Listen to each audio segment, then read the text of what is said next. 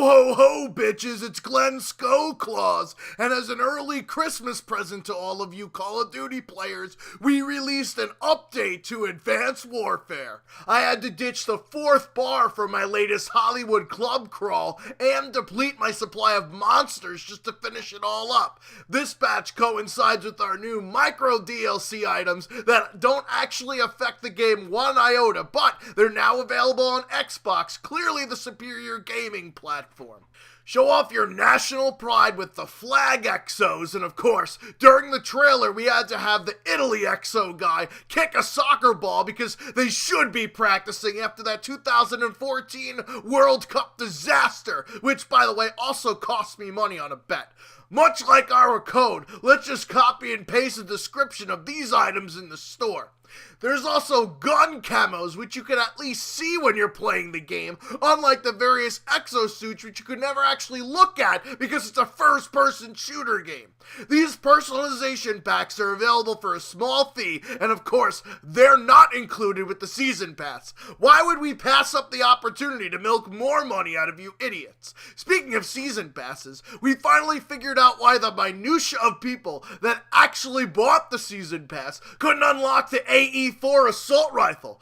But now after you actually get it, you'll wish we'd never fixed this bug because the gun is about as harmful as using a space heater to kill your opponents with its laser. At least when it was unknown, you could still justify your purchase.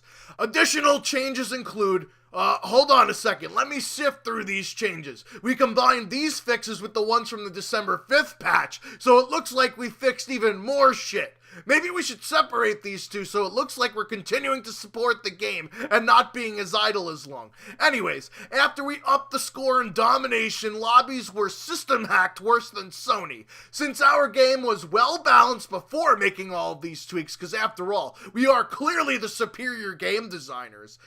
Bal 27. Of course, things are now messed up now that there are changes, so we upped the starting score of the system hack by 100 to 700 points. Also, that skull icon is now gone as well, even though it was only on your screen for 5 seconds when you spawn. But since our spawns are so shitty, you'd actually get into gunfights within those first few seconds, and it would obstruct your view. Hardwired? Yeah, now it's a completely useless perk.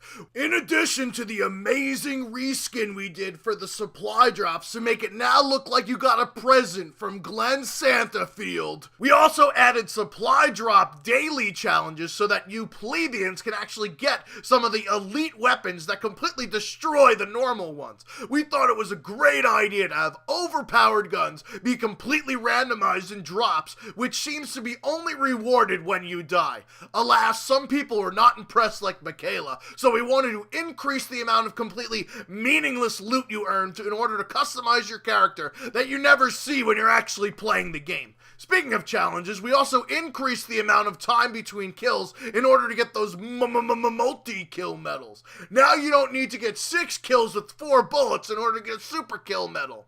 We also fixed some of the map exploits that people were using, but not the most obvious one on Defender in order to cheat like Thoshwants27 showed on one of his Boosting Bitches videos. But don't worry, our maps have more glory holes than a porno movie, so you'll be able to find more spots to get out of the maps. This is the most anti-camping Call of Duty, but there are still ways to kill people from spaces that they would never expect with these out-of-world exploits.